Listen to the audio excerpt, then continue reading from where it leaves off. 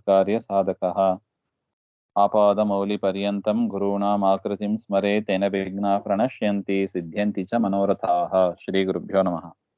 ಶುಭ ಪುಸ್ತಕದಲ್ಲಿ ಷೋಡಶಃ ಪಾಠಃ 16ನೇ ಪಾಠ ಶೃಂಗೇರಿ ಅಂತ ಇದೆ, ಪೇಜ್ 82. ಕರ್ನಾಟಕ ರಾಜ್ಯಸ್ಯ ಚಿಕ್ಕಮಗಳೂರು ಮಂಡಲೆ ಶೃಂಗೇರಿ ಕ್ಷೇತ್ರಂ ಅಸ್ತಿ. ಕರ್ನಾಟಕ ರಾಜ್ಯದ ಚಿಕ್ಕಮಗಳೂರು ಅಂತ ಒಂದು ಮಂಡಲ, district. Karnataka state, Chikkamagaluru district, ಅಲ್ಲಿ ಶೃಂಗೇರಿ ಅನ್ನತಕ್ಕ ಕ್ಷೇತ್ರ ಇದೆ. ಏತತ್ ಕ್ಷೇತ್ರಂ ತುಂಗಾ ನದ್ಯಾಹ ತೀರೆ ಶೋಭತೆ. ಈ ಕ್ಷೇತ್ರವು ತುಂಗಾ ನದಿ, ತುಂಗಾಭದ್ರಾ ಅಂತ ಎರಡು ಕೇಳಿರ್ಬೋದು, ತುಂಗಭದ್ರಾ ಹಾಗೆ ಅಂತ ಎರಡು ನದಿ ಆಕ್ಚುಲ್ ಆಗಿ. ಅದು ತುಂಗಾ ಅಂತ ಒಂದು, ಭದ್ರಾ ಅಂತ ಒಂದು. ಆ ತುಂಗಾ ನದಿಯ ತೀರದಲ್ಲಿ ಈ ಶೃಂಗೇರಿ ಕ್ಷೇತ್ರ ಇದೆ. ಗಿರೀನಾಂ ಶೃಂಗ ಪಂಕ್ತಿಭಿಃ ಏತದ್ ಮನೋಹರಂ ಅಸ್ತಿ. ಅನೇಕ ಪರ್ವತಗಳ ಶೃಂಗ ಅಂದರೆ ಶಿಖರ ಅಲ್ಲಿ ಮನೋಹರವಾಗಿದೆ. ಅತಃ ಏತಸ್ಯ ನಾಮ ಶೃಂಗಗಿರಿಃ ಇತಿ. ಅದರಿಂದ ಈ ಊರನ್ನು ಶೃಂಗಗಿರಿಃ ಅಂತ ಕರೀತಾ ಇತ್ತು. ಏತದೇವ ಕಾಲಾಂತರೆ ಶೃಂಗೇರಿ ಇತಿ ಜಾತಂ. ಕಾಲಾಂತರದಲ್ಲಿ ಶೃಂಗಗಿರಿ ಅಂತ ಹೋಗಿ ಶೃಂಗೇರಿ ಅಂತ ಆಗೋಯ್ತು. ಋಷ್ಯಶೃಂಗ ಮುನಿ ಅತ್ರೈವ ತಪಃ ಆಚರಿತವಾನ್ ಇತಿ ಶ್ರೂಯತೆ. ಋಷ್ಯಶೃಂಗ ಮುನಿಗಳು ಈ ಶೃಂಗೇರಿಯಲ್ಲೇ ತಪಸ್ಸನ್ನು ಆಚರಿಸಿದರು ಎಂದು ಕೇಳಿ ಬರುತ್ತಾ ಇದೆ. ಆದಿಶಂಕರಾಚಾರ್ಯ ಲೋಕಪರ್ಯಟನ ಸಮಯೇ ಅತ್ರಾಪಿ ಆಗಚ್ಚತ್.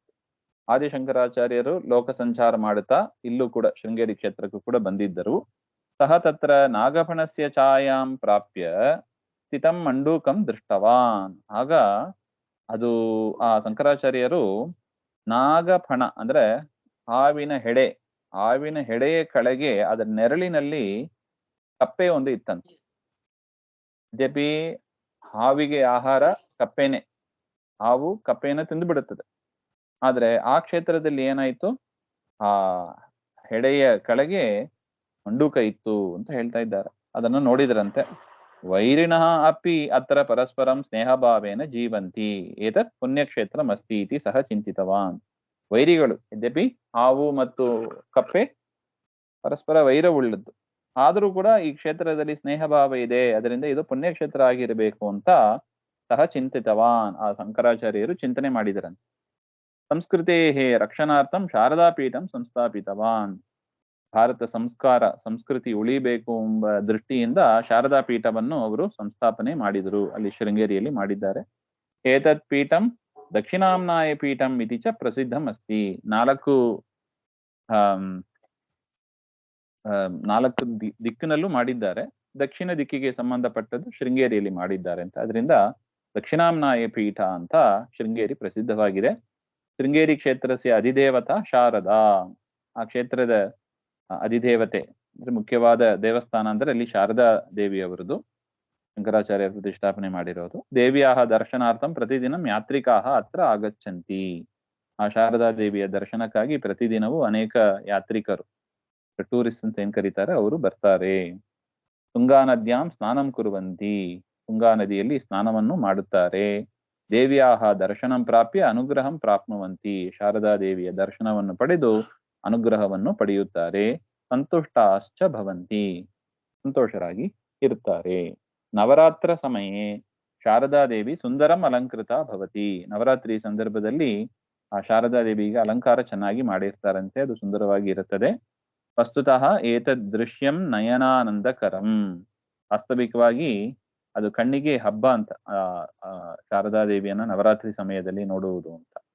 ದೇವಾಲಯಸ್ಯ ಪ್ರಾಕಾರೆ ರಜತ ಸುವರ್ಣ ರಥೋತ್ಸವ ಚ ಭವತಿ. ದೇವಾಲಯದ ಪ್ರಾಕಾರದಲ್ಲಿ ರಥಬೀದಿ ಅಂತ ಏನ್ ಕರೀತಾರೆ, ಅದರಲ್ಲಿ ರಜತ ಸುವರ್ಣ ರಥಗಳು ಅಂದ್ರೆ ಬೆಳ್ಳಿಯ ರಥ, ಬಂಗಾರದ ರಥ, ಆ ರಥದಿಂದ ಉತ್ಸವಗಳನ್ನ ಮಾಡಿಸ್ತಾರೆ. ಪೂಜ್ಯಾನಾಂ ಸ್ವಾಮಿವರ್ಯಾನಾಂ ಸನ್ನಿಧೌ ಶಾರದಾ ದೇವಿಯಃ ವಿವಿಧಾಃ ಸೇವಾಃ ಪ್ರಚಲಂತಿ. ಅಲ್ಲಿ ಆ ಶಂಕರಾಚಾರ್ಯರ ಪರಂಪರೆಗೆ ಬಂದ ಸ್ವಾಮಿಗಳು ಇರ್ತಾರೆ. ಆ ಪೂಜ್ಯರಾದ ಸ್ವಾಮಿಗಳ ಸನ್ನಿಧಾನದಲ್ಲಿ ಶಾರದಾ ದೇವಿಗೆ ನಾನಾ ವಿಧವಾದ ಸೇವೆಗಳನ್ನ ಮಾಡುತ್ತಾರೆ. ಏತದ್ ದ್ರಷ್ಟುಂ ಬಹವಃ ಶ್ರದ್ಧಾಲವಃ ಭಕ್ತಾಃ ದೇಶಸ್ಯ ವಿವಿಧ ಭಾಗೇಭ್ಯಃ ಆಗಚ್ಚಂತಿ. ಆ ಉತ್ಸವವನ್ನೆಲ್ಲ ನೋಡುವುದಕ್ಕಾಗಿ ದೇಶದ ನಾನಾ ಪ್ರಾಂತ್ಯದಿಂದ ಭಕ್ತರು ಅಲ್ಲಿಗೆ ಬಂದು ನೋಡ್ತಾರೆ ಅಂತ. ಅತ್ರತ್ಯಃ ವಿದ್ಯಾಶಂಕರ ದೇವಾಲಯಃ ಶಿಲ್ಪಕಲಾ ವೈಭವೇನ ವಿಖ್ಯಾತಃ ಅಸ್ತಿ. ಅಲ್ಲಿ ಇರತಕ್ಕ ವಿದ್ಯಾಶಂಕರ ದೇವಾಲಯ ಅಂತ ಒಂದು ದೇವಸ್ಥಾನ ಇದೆ. ಅದು ಶಿಲ್ಪಕಲೆಯಿಂದ ತುಂಬಾ ಪ್ರಸಿದ್ಧವಾದ ಒಂದು ದೇವಾಲಯ.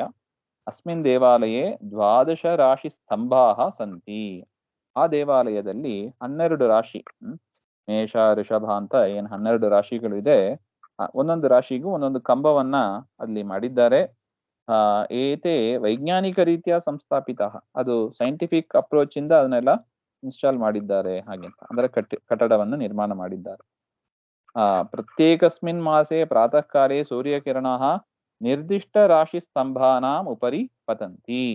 ಅದೇನೊಂದು ಸ್ಪೆಷಾಲಿಟಿ ಅಂದ್ರೆ ಒಂದೊಂದು ತಿಂಗಳು ಸೂರ್ಯ ಒಂದೊಂದು ರಾಶಿಯಲ್ಲಿ ಸಂಚಾರ ಮಾಡ್ತಾನೆ. ಈಗ ನಾವು ನೋಡ್ತೀವಿ ಮಕರ ಸಂಕ್ರಾಂತಿ ಅಂತ, ಅಂದ್ರೆ ಏನರ್ಥ, ಮಕರ ರಾಶಿಯಲ್ಲಿ ಸೂರ್ಯ ಪ್ರವೇಶ ಆಗಿದೆ ಅಂತ. ಅದೇ ತರ 12 ರಾಶಿಯಲ್ಲಿ ಸೂರ್ಯನ ಸಂಚಾರ ಮುಗಿದ್ರೆ 1 ವರ್ಷ ಅಂತ ಲೆಕ್ಕಾಚಾರ. ಆ ರೀತಿಯಾಗಿ ನೋಡಿದ್ರೆ ಅಲ್ಲಿ ಪ್ರತಿ ತಿಂಗಳು ಕೂಡ 12 ರಾಶಿಯ ಕಂಬ ಇದೆ. ಆ ಒಂದೊಂದು ತಿಂಗಳಲ್ಲೂ ಕೂಡ ಪ್ರಾತಃ ಕಾಲದಲ್ಲಿ ಒಂದೊಂದು ರಾಶಿಯ ಕಂಬದಲ್ಲಿ ಸೂರ್ಯನ ಕಿರಣ ಬೀಳೋದು ಈಗಲೂ ಕೂಡ ನೋಡಬಹುದು ಅಂತ. ಕಿಗ್ಗಾಹ ಇತ್ಯಹ ವಿದ್ಯಮಾನಃ ಋಷ್ಯಶೃಂಗ ದೇವಾಲಯ ಚ ದರ್ಶನಯೋಗ್ಯಂ ಅಸ್ತಿ.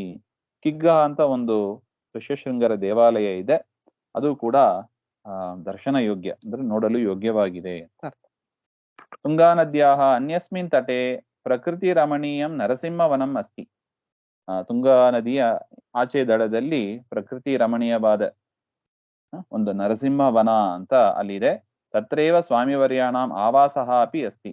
ಆ ಶಂಕರಾಚಾರ್ಯರ ಪರಂಪರೆಯಲ್ಲಿ ಬಂದ ಸ್ವಾಮಿಗಳ ವಾಸಸ್ಥಾನವೂ ಕೂಡ ಅಲ್ಲೇ ಇದೆ ಅಂತ ಹೇಳ್ತಾ ಇದ್ದಾರೆ.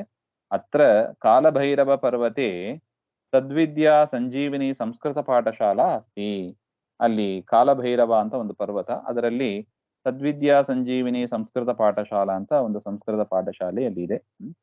ಶೃಂಗೇರಿಯಾಂ ರಾಜೀವ್ ಗಾಂಧಿ ಪರಿಸರ ಸಂಸ್ಕೃತ ವಿದ್ಯಾಪೀಠ ಅಂತ ಒಂದಿದೆ, ಮತ್ತು ಚಂದ್ರಶೇಖರ ಭಾರತಿ ಸ್ಮಾರಕ ಮಹಾವಿದ್ಯಾಲಯ ಅಂತ ಒಂದು ಮಹಾವಿದ್ಯಾಲಯ ಕಾಲೇಜು ಕೂಡ ಇದೆ ಅಂತ.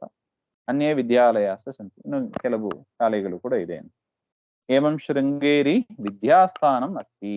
ಶೃಂಗೇರಿ ವಿದ್ಯಾಸ್ಥಾನವಾಗಿದೆ.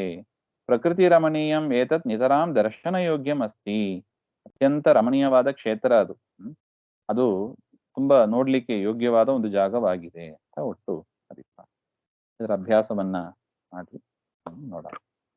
ಧ್ವಾಂತರ್ಗತ ಶ್ರೀಕೃಷ್ಣ ಅರ್ಪಣ. ಶ್ರೀಹರೇ ನಮಃ.